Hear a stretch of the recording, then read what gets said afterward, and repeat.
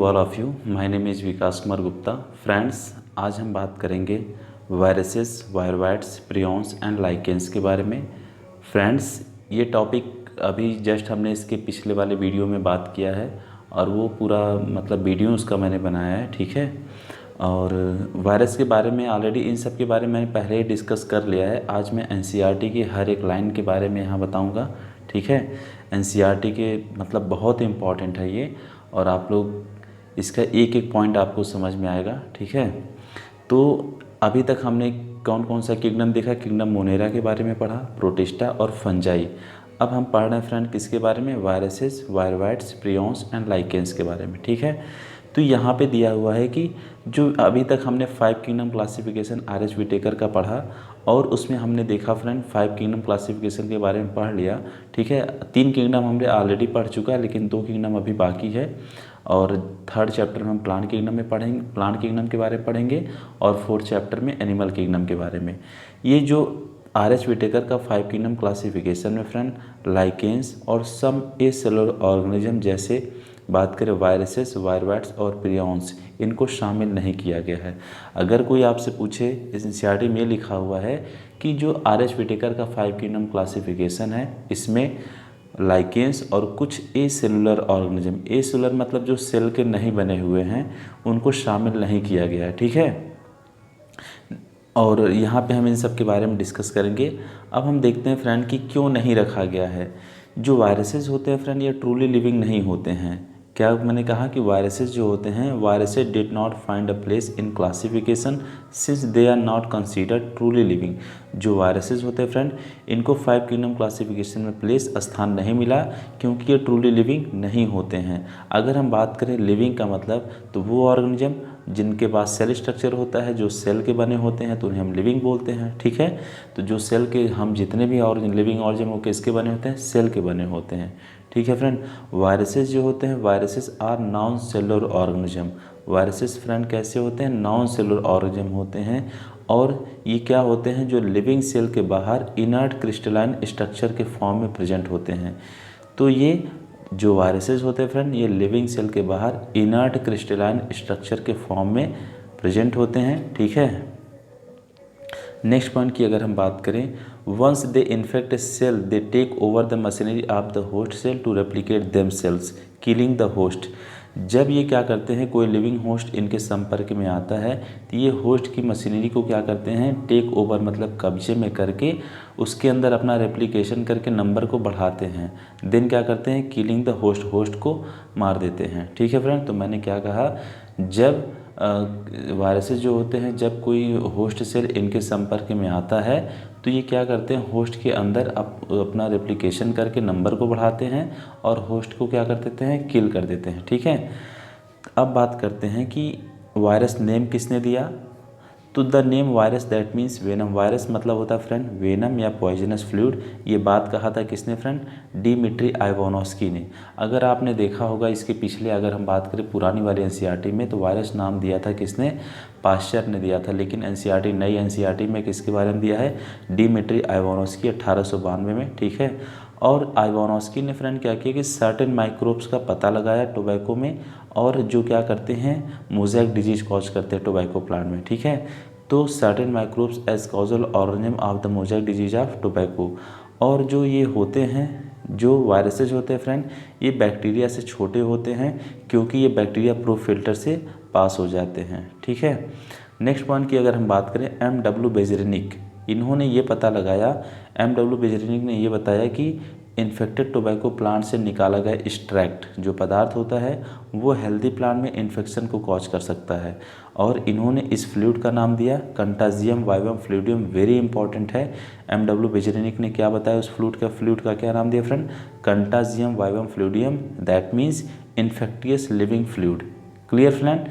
तो M.W. बेजरेनिक ने simply क्या बताया? इन्होंने ये बताया कि जो तंबाकू प्लांट्स एक्सट्रैक्टेड इन्फेक्टेड टोबैको, संक्रमित तंबाकू पौधे से निकाला गया जो तरल पदार्थ होता है, वो जो हेल्दी प्लांट्स होता है उसमें इन्फेक्शन कॉज कर सकता है। तो उन्होंने उस तरल पदार्थ का नाम दिया कंटाजियम वाइवम फ्लूइडियम। इसका मतलब है कि infectious living fluid. Clear.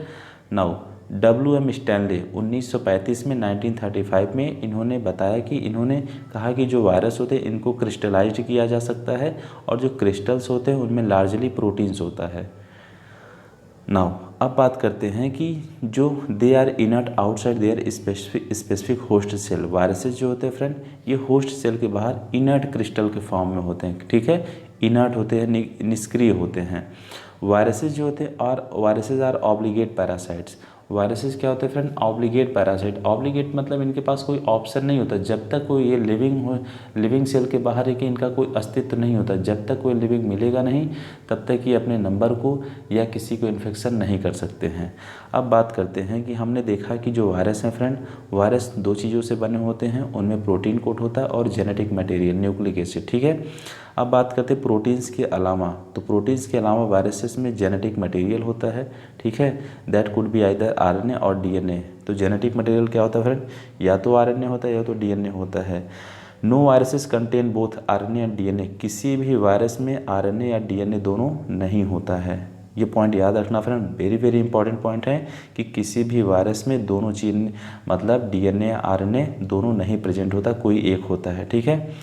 Next point की बात करें, a virus is a nucleo protein. Virus क्या होता है? न्यूक्लियो प्रोटीन, मतलब न्यूक्लिक एसिड प्लस प्रोटीन के बने होते हैं और जो इनका जेनेटिक मटेरियल होता है वो इन्फेक्टियस होता है। तो इसका मतलब ये है कि जो इनका जेनेटिक मटेरियल वही इन्फेक्शन कॉज करता है, ठीक है। इन जनरल अगर बात करें, viruses that infect plants have single standard RNA। जो वायरस प्लांट में इन्फेक्शन करते हैं उनमें सिंगल स्टैंडर्ड RNA होता है। क्लियर? तो हमने क्या कहा, जो वायरस प्लांट में इन्फेक्शन करते हैं उनमें सिंगल स्टैंडर्ड RNA होता है और जो वायरस एनिमल को इन्फेक्ट करते हैं उनमें सिंगल स्टैंडर्ड या डबल स्टैंडर्ड RNA या डबल स्टैंडर्ड DNA होता है, ठीक है फ्रेंड। ये किसके बारे में था? वायरसेस के बारे में था।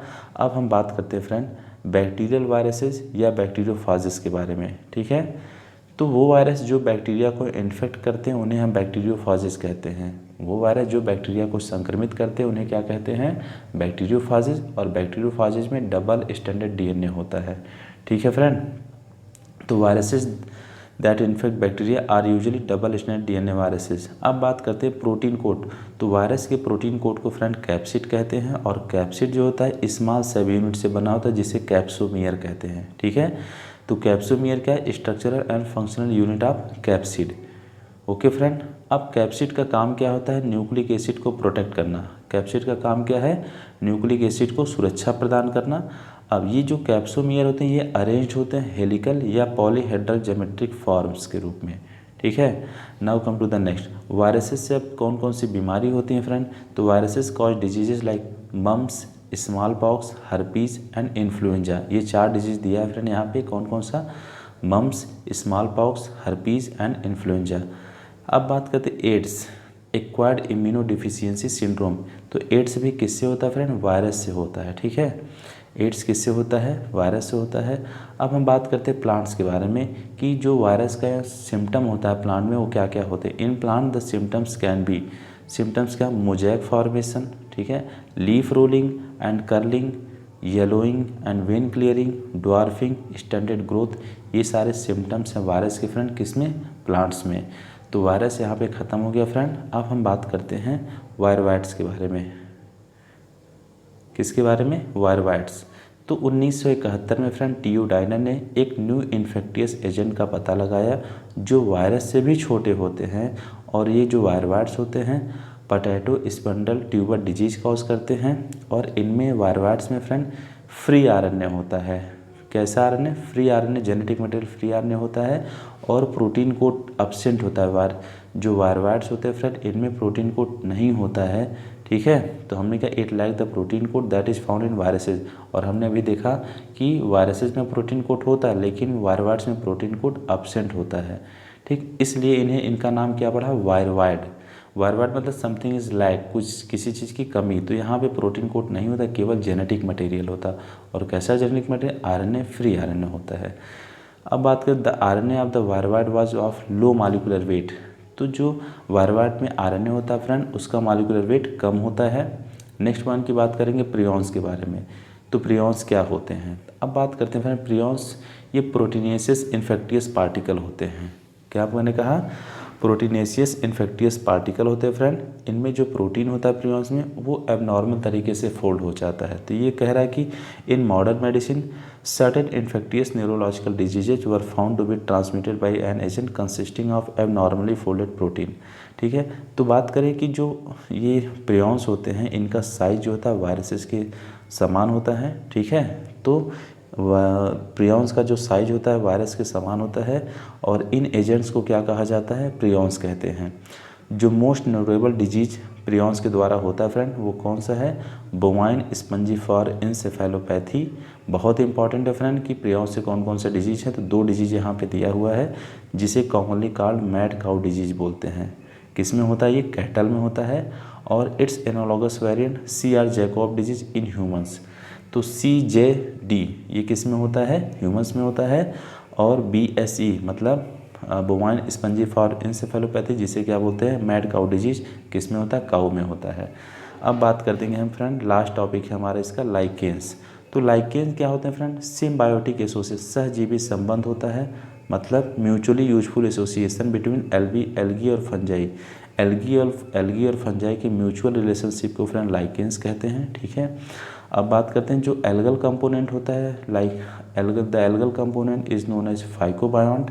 एल्गल कंपोनेंट को फाइकोबायोंट कहते हैं फ्रेंड, और फंगल कंपोनेंट को क्या कहते हैं, माइकोबायोंट। ठीक है, तो एल्गी के ये दोनों स्टडी से, जैसे एल्गी के स्टडी को फाइकोलॉजी बोलते हैं फ्रेंड और फंजाई की स्टडी को माइकोलॉजी बोलते हैं। ठीक है, अब जो फाइकोबायोंट होते हैं वो ऑटोट्रॉफिक होते हैं और माइकोबायोंट क्या होते हैं, हेट्रोट्रॉफिक होते हैं। एल्गी जो होता है, एल्गी फंजाई के लिए फूड तैयार करती है। ठीक है, और फंजाई बदले में शेल्टर, रहने की जगह, और absorb mineral nutrients and water for its partner. तो हमने क्या बताया, जो एल्गी है वो फंजाई के लिए भोजन तैयार करती है और फंजाई रहने का जगह और एब्जॉर्ब मिनरल न्यूट्रिएंट्स और वाटर को देता है अपने पार्टनर को। सो ठीक है फ्रेंड, जो लाइकेंस होते हैं ये वेरी गुड पोल्यूशन इंडिकेटर होते हैं, मतलब ये पोल्यूशन के बहुत अच्छे क्या होते हैं, सूचक होते हैं, और ये पोल्यूटेड एरिया पे ग्रो नहीं करते हैं। Lichens are very good pollution indicator, they do not grow in polluted areas. तो ये हमारा टॉपिक आज ख़त्म होता फ्रेंड। अगर मेरा वीडियो अच्छा लगे so please like and subscribe to my channel. Thank you.